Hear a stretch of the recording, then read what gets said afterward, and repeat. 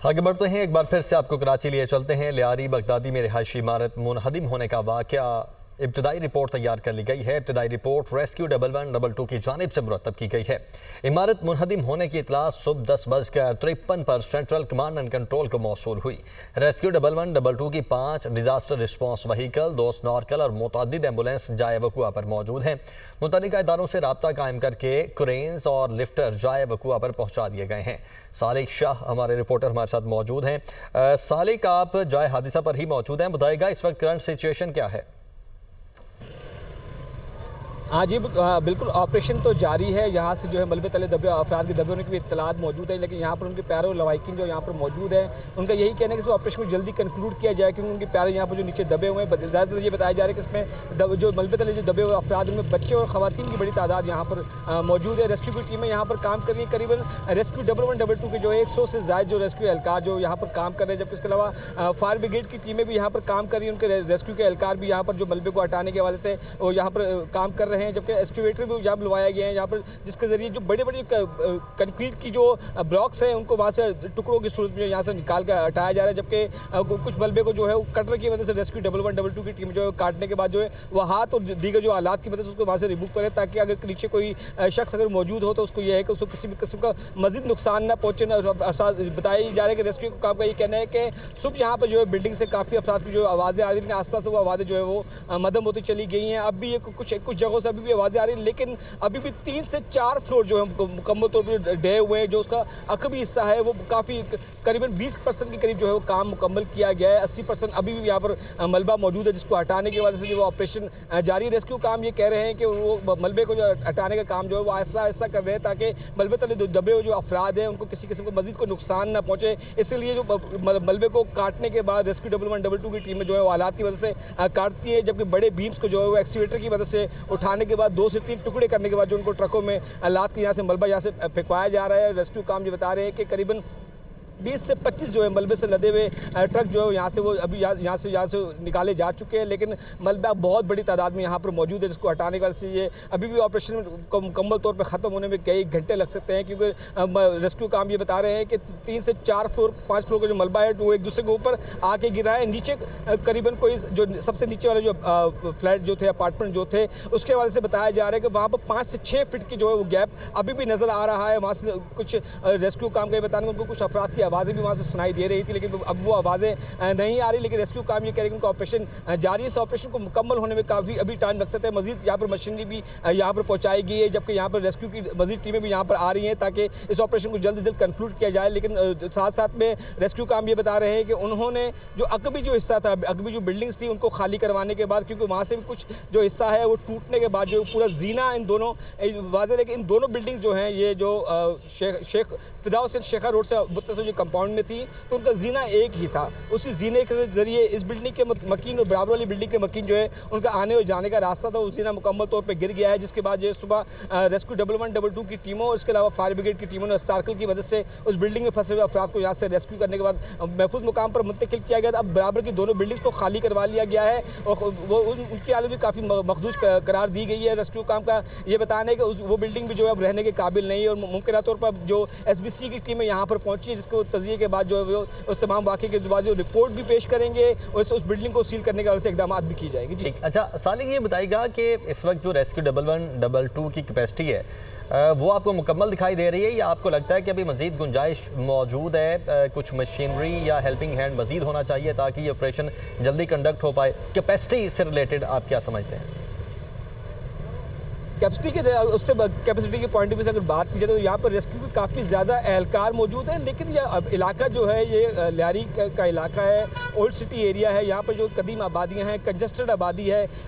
छोटा एक रोड अंदर की तरफ जा रहा है जो उस कंपाउंड से मुत्तसिल है। वहाँ पर बहुत बड़ा कंपाउंड होने के बाद जो वहाँ पर जो बिल्डिंग है, उस बिल्डिंग के आसपास के जो अगर एरिया की बात की जाए तो वहाँ पर इतने लोगों की कैपेसिटी नहीं है कि इतने रेस्क्यू एहलकार एक साथ वहाँ पर काम कर सकें, क्योंकि मलबा हटाने के वाले से रेस्क्यू की टीमें तो वहाँ पर काम तो कर रही हैं, लेकिन हैवी मशीनरी को वहाँ पर पहुँचाने के लिए 3 जो एक्सकेवेटर्स यहाँ पर काम कर रहे हैं, लेकिन उससे ज़्यादा वहाँ पर चीज़ें आ नहीं सकती क्योंकि आसपास पूरे जो है वो आबादी है। उसके अपार्टमेंट जो फ्लैट्स बने हुए हैं, सिर्फ अंदर जाने के कंपाउंड का एक रास्ता है, उस रास्ते के जरिए जो उसी कंपाउंड में दाखिल होने के बाद जो मलबे को जो है हटाने का काम वहाँ पर किया जा रहा है। रेस्क्यू 1112 के मजीद टीमें यहाँ पर अभी पहुँची हैं। जब इब्तिदाई तौर पर रेस्क्यू काम की जानिब से ये बताया गया था कि 100 से ज़्यादा जो एहलकार काम कर रहे हैं, जबकि रेस्क्यू के 1112 के साथ साथ अब शहर की दीगर जो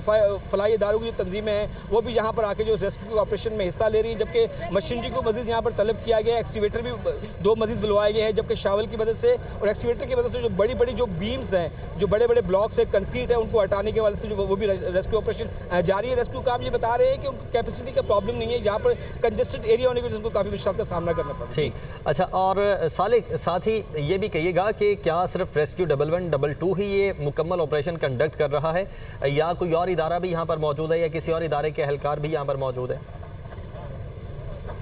नहीं, शहर भर के जो रेस्क्यू अदारे हैं वो वहाँ पर यहाँ पर जो है सरगर्म अमल हैं, जिसमें फायर ब्रिगेड की टीमें भी यहाँ पर मौजूद है। फायर ब्रिगेड के रजाकार भी इस ऑपरेशन में हिस्सा ले रहे हैं। उसके साथ साथ जो है अब से थोड़ी देर पहले जो है पाक फौज की रेस्क्यू टीमें भी यहाँ पर पहुँची, जो जब यहाँ पर पहुँचे के बाद उन्होंने यहाँ पर तमाम ऑपरेशन का जायज़ा लिया। और मुमकिन तौर पर यह बताया जा रहा है कि उनकी वो भी मशीनरी को अनकरीब यहाँ पर मंगवाने के बाद जो इस ऑपरेशन में हिस्सा लेंगे, जबकि इसके साथ साथ दीगर जो फलाई इदारे, रफाई इदारे हैं, उनकी टीमें भी यहाँ पर ये काम करें, जिनकी वजह से ये बताया जा रहा है कि वो यहाँ पर काम जो क्योंकि इस काम को जल्दी से ख़त्म करने के लिए यहाँ पर ये कि इंसानी कैपेसिटी अगर जो हैंड्स हैं वो उसके साथ साथ जो है यहाँ पर वो मलबा हटाने के लिए आस्ते आस्ते किया जा रहा है, ताकि कुछ इंसानी ज़िंदगी है, एक जो जान है उसके अंदर जो भी कोई हो उसको बचाया जा सके। रेस्क्यू काम यही कह रहे कि अगर वो चाहें तो मलबा जो है शावल की मदद से उठाने के लिए उनको करीबन 1.5 से 2 घंटे लग सकते हैं, लेकिन इंसानों की मौजूदगी की इत्तलात के बायस ये ऑपरेशन सुसरवी का उन्होंने खुद ही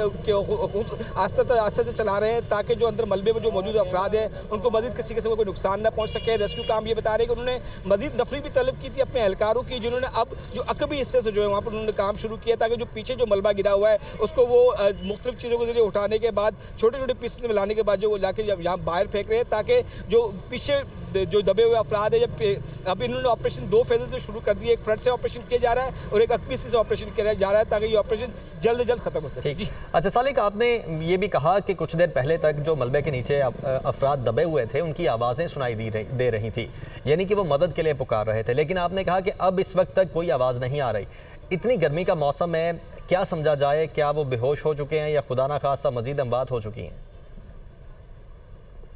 अल्लाह ताला आसानी का मामला करे, लेकिन हब्स की काफ़ी सिचुएशन रही है। आज दोपहर में काफ़ी गर्मी थी यहाँ पर जो है, और जिसकी वजह से यहाँ पर जो है काफ़ी हब्स और गर्मी की सिचुएशन की वजह से ये रेस्क्यू काम भी यही कह रहे थे कि गर्मी और हब्स से लाजिम है कंक्रीट, मट्टी, उसका जो मलबे के तले जो दबे हुए अफराद हैं उनकी ज़िंदगी को बचाना फिर और मुश्किल हो जाता है, क्योंकि जब तक ये मलबा मुकम्मल तौर पर नहीं हटेगा उसकी गर्माइश की वजह से भी हो सकता है कि मुमकिन तौर पर जो बिल्डिंग के तले जो दबे हुए अफराद थे उनकी आवाज़ आस्था से जो मदम हुई है शायद वो बेहोश हुए हैं, वल्लाह आलम क्या है, लेकिन तमाम मलबा हटने के बाद सिचुएशन क्लियर हो सकी। लेकिन रेस्क्यू काम ये कह रहे हैं कि शुरू में जब सुबह उन्होंने ऑपरेशन शुरू किया तो 3 से 4 घंटे तो जो है उन्हें मलबे से मुख्तलिफ सिफ्तों से जो है वो आवाज़ें वहाँ पर उनको आ रही थी, लेकिन अब वो आवाज़ें जो आस्ता आस्ता मधुम होना शुरू हुई। जी ठीक है, और सालिक, आप अपने ज़ाती तजुर्बे की बिना पर क्या देखते हैं, कितना मज़ीद टाइम लगेगा, क्योंकि आपने ऑब्वियसली इस तरह के बहुत सारे ऑपरेशंस पहले भी कवर किए होंगे, आज भी कवर कर रहे हैं?